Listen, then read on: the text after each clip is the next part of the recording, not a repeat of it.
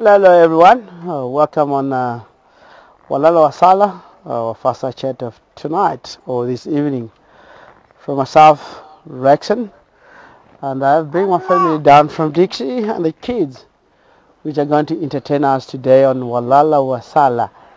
It's such a beautiful name, Walala Wasala. What we're going to talk today more about, we're going to talk about Sunguti. It is the first month of the year in our traditional what we do the most and what we prepare in our local area. So we have bring these wonderful ladies today with us, which they're going to share more about January. The first month of the year and what is the preparation in our culture, which we call it Sunguti. So what we're going to do, what we have bring today more here, because it's quite a lot of things that happens in our society when it comes to the first month of the year, and we're going to share a lot of story behind about the specific month in a year. So it's such an amazing thing. Unfortunately, Haman have left. We have bring the pot. Unfortunately, we left something behind, but I would like to show you.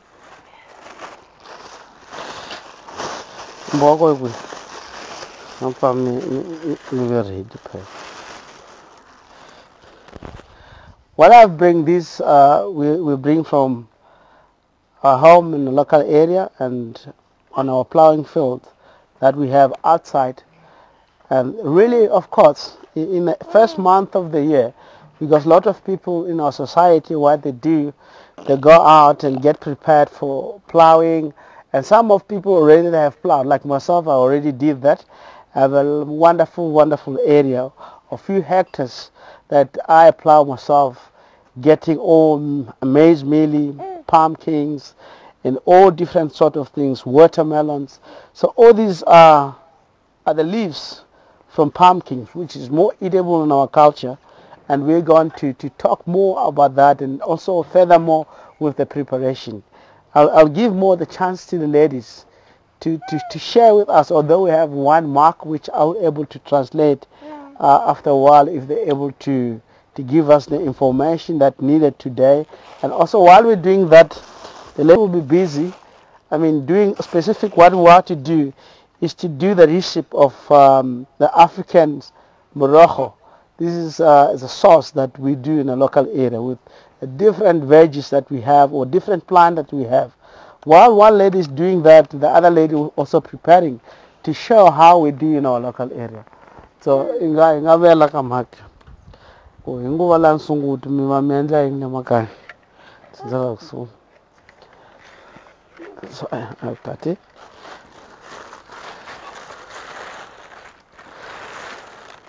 What in? Huh?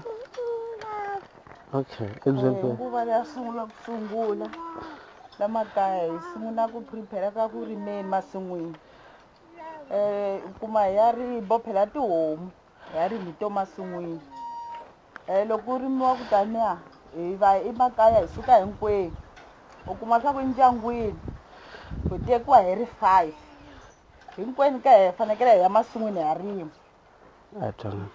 Yeah, I am going. What Rhoda is saying, unfortunately, I haven't really introduced our guest of today. From our left here, from our right here, is Rhoda Sibui. This one is Patricia Watt, and the lady far more to our left, that's Pretty Sibui. These two are the sisters. They're all my family. They're all living in the one unity, which is around in my, because we still exercise the extension family in our local area. What Rhoda is saying here to my left, what we do and what's the preparation in our culture, the first month of the year, because we are farming domestic animals like cattle, like more things that we do, donkeys. Some of the people, of course, they afford to have horses. What they do, they all prepare winter by taking all different plants and different seeds, and they can able to plow using cattle, using donkeys, using horse. Then they can used to plow, dragging the plowing equipment, plowing fields to plow. So it's very, very common. All the family or the ladies that might get married from one individual man, there might be 5 of them. They will join together and go and do this plowing ceremony or plowing sort of event, because they have to do that. Is how actually in our culture people survive.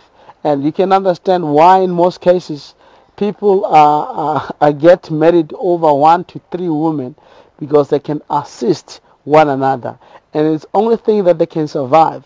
They rely on plowing most of the time, because as you know, poverty in our local areas is very, very high.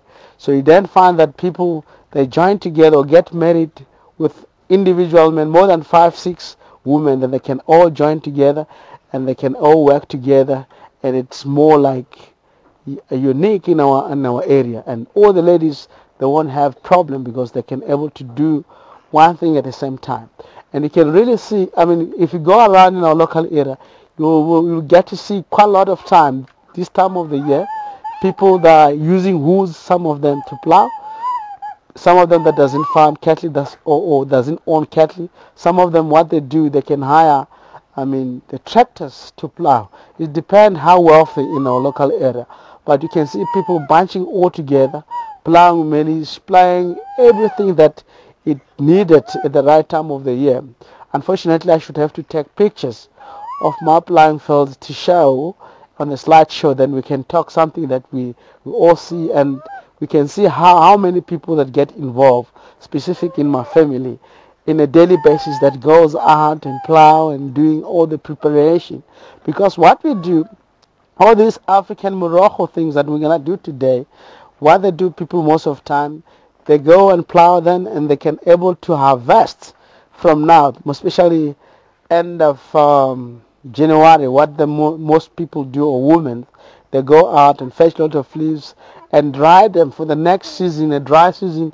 They have to really enjoy that, because it's very dry. They don't have veggies that might be helping them for their own survival.